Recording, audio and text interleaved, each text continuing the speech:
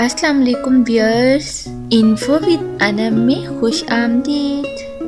Please subscribe my channel, like and share. बादशाह के हाथ काट दो, सच्ची बात। हिस्सा नंबर 4 पार्ट 4 शहजादियों की ईद। खलीफातुल मुस्लिमीन बनने से पहले वो बड़े ठाट बाट से रहते थे। इनके खानदान में दौलत की कसरत थी। वो शहजादे थे और अमरी शहजादों की खुश लिबासी बहुत मशहूर थी। वो 1000 दिनार का एक सूट खरीदते और नरमो मुलायम होने के बावजूद भी कहते बहुत मोटा और खुरदरा है। जिंदगी की ये अमीराना बहारें थी। ऐसे महंगे कपड़े दिन में कई बार तब्दील करते थे और यही हाल खुशबू का था। महंगी से महंगी और उम्दा से उम्दा खुशबू इस्तेमाल करते थे। इनकी रोजमर्रा के इस्तेमाल वाली अशिया का ये हाल था कि जब इन्हें मदीना का गवर्नर बनाया गया तो मदीना जाने के लिए इनका ज़ाती सामान 30 ऊंटों पर लाद दिया गया। सुलेमान बिन अब्दुल मलिक के वफात के बाद खलीफा बने तो सर झुकाए आंसू बहाने लगे। इतना रोए कि हिचकी बन गई। खिलाफत का बोझ उठाने से बार बार इनकार किया, लेकिन लोगों का इसरार बढ़ता ही गया। वो सुलेमान बिन अब्दुल मलिक के वली अहद मुकर्रर थे, लिहाजा लोग इन्हें अपना खलीफा बना रहे थे और वो मुसलसल इनकार कर रहे थे। रोते हुए बोले, मैं खिलाफत का बोझ नहीं उठा सकता।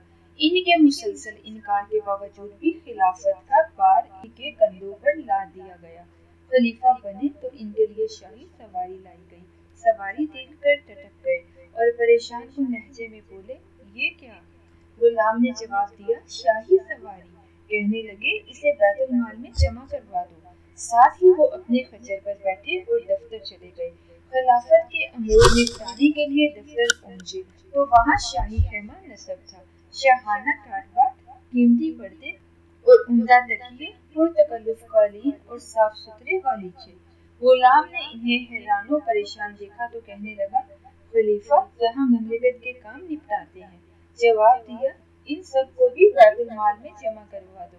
एक दफा बैतुल माल को वसी करने की जरूरत हुई तो उन्होंने इंतहाई जरूरी चीजें अपने पास रखी और बाकी जाती सामान बैतुल माल में जमा करवा दिया। वो खलीफा क्या बने, सब कुछ बदल गया। शाहाना जिंदगी तर्क करके इंतहाई सादा जिंदगी गुजारने लगे।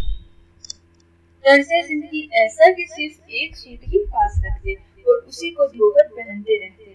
कहाँ वो 1000 दरहम के कीमती नरम मुलायम सूट जो दिन में कई बदलते और कहाँ मोटे खद्दर का एक सूट जो कई कई दिन पहने रखते। एक दफा अजीब वाक़या पेश आया। खलीफा का एक सूट इतना फट गया कि पहनने के लायक न रहा। जब कपड़े पर पेबंद लगाने की कोई जगह न बाकी रही तो इन्होंने 8 दरहम का नया कपड़ा मंगवाया। कपड़ा सामने आया तो हाथ में पकड़ते ही बोले, ये बहुत मुलायम है। पास ही खड़े आदमी की हंसी निकल गई। खलीफा ने देखा तो बोले, बिना वजह हंसने का मकसद? आदमी ने जवाब दिया, जब आप शहजादे थे तो मैं 800 दिरहम का एक रेशमी कपड़ा आपके लिए लाया था तो आपने फरमाया था कि बहुत मोटा, और आज सिर्फ 8 दिरहम वाले कपड़े को बहुत मुलायम कहते हो। अपनी जिंदगी की आखिरी बीमारी में जब मुब्तला थे तो मुसलमान बिन अब्दुल मलिक ने अपने बहन और खलीफा की बीवी से कहा, खलीफा की कमीज मैली हो गई है, लोग अयादत के लिए आते हैं, लिहाजा कोई साफ कमीज पहना दो। भाई के कहने पर बहन खामोश रही, लेकिन इसरार पर बोली, अल्लाह की कसम, इसके अलावा इनके पास कोई दूसरी कमीज नहीं। खलीफातुल मुस्लिमीन का ये हाल देखकर मुसलमान बिन अब्दुल मलिक की आंखों में आंसू आ गए। ये खलीफातुल मुस्लिमीन सैयदना उमर बिन अब्दुल अजीज रहमतुल्लाह थे। जिस तरह अमीरुल मुस्लिमीन और इनकी बीवी के तकवा और सादगी का ये आलम था, इसी तरह ये हाल इनकी बेटियों और वक्त की शहजादियों का था।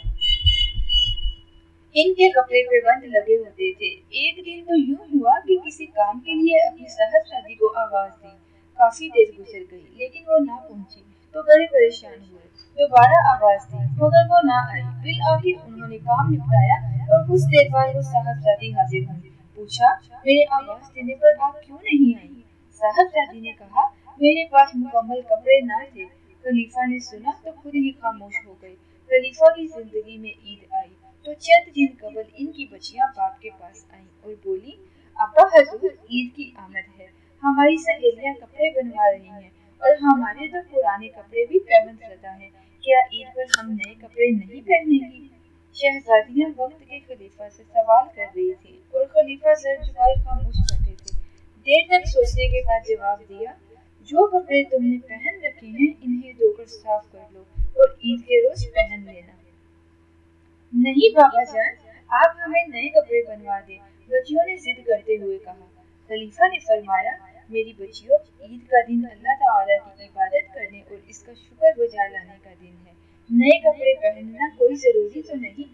بابا جان، آپ کا فرمان بالکل سچ ہے اور درست ہے، لیکن ہماری سہیلیاں اور دوسری لڑکیاں ہمیں تانے دیں گی کہ تم امیر المومنین کی بیٹیاں ہو اور وقت کی شہزادیاں، تم نے وہی پرانے کپڑے پہن رکھے ہیں۔ یہ کہتے ہوئے بچیوں کی آنکھوں میں آنسو بھر آئے۔ بچوں کی باتیں سن کر امیر المومنین کا دل بھی بھر آیا۔ دیر تک سوچنے کے بعد بولے، میں کچھ کرتا ہوں۔ پھر انہوں نے بیت المال کے خازن کو بلا کر فرمایا، مجھے میری 1 ماہ کی تنخواہ پیشگی لا دو۔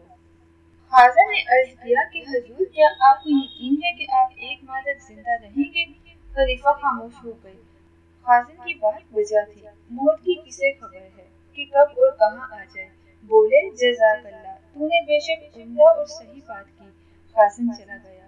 خلیفہ نے بچیوں سے فرمایا، پیاری بیٹیوں، اللہ عز و جل اور رسول اللہ صلی اللہ علیہ وسلم کی رضا پر اپنی خواہشات قربان کر دو۔ کوئی شخص اس وقت تک جنت کا مستحق نہیں ہو سکتا جب تک وہ کچھ قربانی نہ دے۔ یوں خلیفۃ المسلمین عمر بن عبدالعزیز رحمۃ اللہ کی بیٹیوں اور وقت کے شہزادیوں نے پرانے کپڑوں میں عید ادا کی۔ بادشاہ کا ہاتھ کیوں کاٹا گیا؟ جاننے کے لیے دیکھتے رہیے پارٹ نمبر 5، بادشاہ کا ہاتھ کاٹ دو، اگلی ویڈیو میں۔